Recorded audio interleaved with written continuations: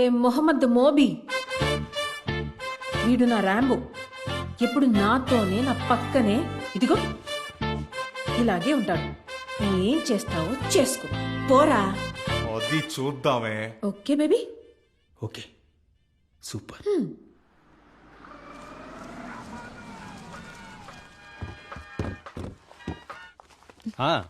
చెప్పనా, కన్వెని డ్రాప్ చేయడానికి వచ్చాను.